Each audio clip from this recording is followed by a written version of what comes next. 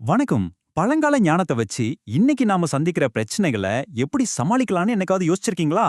வாங்க, இன்னைக்கு நாம அத பத்தி தான் விரிவாக பார்க்க போறோம். யோசிச்சு பாருங்க. ஒரு பக்கம் ஒரு ஆழ்வாரோட வாழ்க்கை பக்தி, தீர்த்த யாத்திரை, தெய்வீக கவிதைகள்னு ரொம்ப அமைதியா போகுது. இன்னொரு பக்கம் நம்ம வாழ்க்கை டெட்லைன்ஸ், இஎம்ஐ, டிராஃபிக் ஜாம், அது இதுன்னு ஒரே பரபரப்பா இருக்கு. ரெண்டுக்கும் எவ்வளோ பெரிய வித்தியாசம் இல்லையா? இப்போ ஒரு சின்ன கற்பனை. அந்த ஆழ்வாரே நம்ம முன்னாடி வந்து இந்த நவீன வாழ்க்கை சிக்கல்களுக்கு நடுவுல வாழ்றதுக்கு ஒரு பிராக்டிக்கல் டூல் கிட் கொடுத்தா எப்படி இருக்கும்?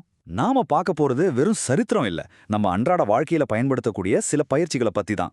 சரி, இதோ நம்ம பார்க்க போற அந்த 5 பயிற்சிகள் உலகத்தையே ஒரு விளக்கா பார்க்கறது, சங்கு ஒளியோட நாளை தொடங்குறது, ஒரே ஒரு பாசுரத்தை பகல் இரவு 2 நேரமும் பயன்படுத்துறது, நமக்கு பக்கத்திலே ஒரு புனிதமான இடத்த கண்டுபிடிக்கிறது, அப்புறம் நம்ம ஆன்மீக சேவையை மத்தவங்களோட பகிர்ந்துக்கிறது. சரி வாங்க, நம்மளோட முதல் பயிற்சிக்குள்ள போகலாம். இது நம்ம பார்வையை முழுசா மாத்தக்கூடிய ஒரு அற்புதமான பயிற்சி. பொய்கை ஆழ்வாரோட ரொம்பவும் பிரபலமான ஒரு வரி இதுதாங்க. வையம் தகலியா வார்க்கடலே நெய்யாக வெய்ய கதிரோன் விளக்காக. அதாவது, இந்த உலகமே ஒரு அகல் விளக்கு, கடல் அதுல ஊத்துன நெய், சூரியன்தான் அதுல எரியற சுடர். இதுக்கு நடைமுறையில என்ன அர்த்தம்னா, நம்ம கண்ணுல படுற எல்லா விஷயத்திலையும் அந்த இறைவனோட ஒளிய பாக்குறது தான். இதை எப்படி வாழ்க்கையில கொண்டு வர்றது? ரொம்ப சிம்பிள். காலையில காஃபி குடிக்கும்போது ஒரு நொறி நினைச்சுக்கோங்க, இது பகவான் எனக்கு கொடுக்கிற சக்தி, இதை வச்சு இன்னைக்கு நல்ல விஷயங்களை செய்ய போறேன்னு. வேலைக்கு போகும்போது நான் செய்யற இந்த நேர்மையான வேலையே இறைவனுக்கு நான் செய்யற ஒரு பூஜைன்னு நினைச்சுக்கோங்க. பாருங்க, இந்த சின்ன எண்ணம் அந்த நாள் முழுசையுமே புனிதமாக்கிடும். இப்ப நாம 2வது பயிற்சிக்கு வருவோம். இது நம்ம நாளைய எப்படி தொடங்குறோங்கிறத பத்தினது. பொய்கை ஆழ்வார் பகவானோட பாஞ்சஜன்யம்ங்கிற சங்கோட அம்சமா பிறந்தவர்னு சொல்லுவாங்க.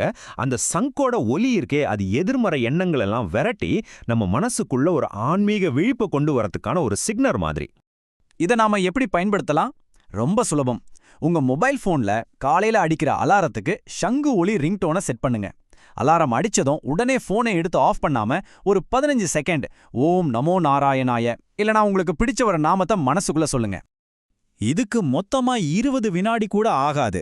ஆனா அந்த நாள் ஒரு தெய்வீக அதிர்வோட ஆரம்பிக்கும். அந்த நாள் முழுக்க எப்படி இருக்க போகுதுன்னு தீர்மானிக்கிற ஒரு முக்கியமான தருணம் அது. அடுத்ததா நம்மளோட 3வது பயிற்சி, புனிதமான நூல்களை நம்ம அன்றாட வாழ்க்கையோட எப்படி இணைக்கிறதுன்னு பார்க்கலாம். தினமும் ஒரே ஒரு பாசுரம் போதும். காலையில அந்த பாசுரத்தை அதோட ஒலி அமைப்புக்காகவும் உச்சரிப்புக்காகவும் கொஞ்சம் சத்தமா படிங்க. இது பக்திக்கு. ராத்திரி தூங்க போறதுக்கு முன்னாடி அதே பாசுரத்தோட அர்த்தத்தை, விளக்கத்தை பொறுமையா படிங்க. இது ஞானத்துக்கு. பாருங்க, இதுல 2 முக்கியமான விஷயங்களுக்கு பயிற்சி கிடைக்குது. காலையில சத்தமா படிக்கிறது மூலமா பக்திக்கு நம்ம நாவையும், ராத்திரி அர்த்தம் தெரிஞ்சுக்கிறது மூலமா ஞானத்துக்கு நம்ம மனசையும் நாம தயார்படுத்துறோம். இது பக்தியையும் ஞானத்தையும் ஒன்னா கொண்டு போற ஒரு அழகான வழி. சரி, இப்ப நாம 4வது பயிற்சிக்கு வந்திருக்கோம். இது நம்ம வீட்டுக்கு பக்கத்திலேயே ஒரு ஆன்மீக அமைதியை எப்படி கண்டுபிடிக்கிறதுங்கிறத பத்தினது. பொய்கை ஆழ்வாருக்கு அந்த தெய்வீக தரிசனம் கிடைச்சது திருக்கோவிலூர்ல ஒரு பெரிய கோயில்ல இல்ல. ஒரு புயல் ராத்திரியில ஒரு சின்ன இடைக்கழியில தான் அந்த அற்புதம் நடந்துச்சு. இதுல இருந்து நம்ம கத்துக்க வேண்டிய பாடம் ரொம்ப பெருசு. நாம எல்லா வாரமும் பெரிய பெரிய யாத்திரைகளா போக முடியாது இல்லையா? ஆனா ஒரு ஆன்மீக ரீசார்ஜுக்கு வாரத்துக்கு வெறும் 10 நிமிஷம் ஒதுக்குனா போதும். உங்க வீட்டுக்கு பக்கத்துல இருக்கிற ஒரு சின்ன கோயிலுக்கு போங்க. அதுதான் உங்களுக்கான திருக்கோவிலூர். அங்க ஒரு 10 நிமிஷம் போனை அணைச்சு வச்சுட்டு, எந்த வேண்டுதலும் இல்லாம நான் இருக்கேன், நீ இருக்க, இது போதுங்கிற உணர்வோட அமைதியா உட்காருங்க. அந்த 10 நிமிஷம் ஒரு ஸ்பிரிச்சுவல் ரீசெட் பட்டன் மாதிரி வேலை செய்யும். கடைசியா நம்ம 5வது பயிற்சி. இது சமூகத்தோட சேர்ந்து சேவை செய்யறது மூலமா நம்ம சுயநலத்தை எப்படி ஜெயிக்கிறதுங்கிறத பத்தினது. முதல் ஆழ்வார்களோட கதையில ஒரு ஆழமான செய்தி இருக்கு. இன்னைக்கு நம்மளோட பெரிய பிரச்சனை எப்ப பார்த்தாலும் நான், என்னோட பிரச்சனைன்னு நம்மளை பத்தியே யோசிக்கிறது தான். இந்த சுயநலத்துக்கான நேரடி மருந்து சேவையில கவனம் செலுத்துறது தான்.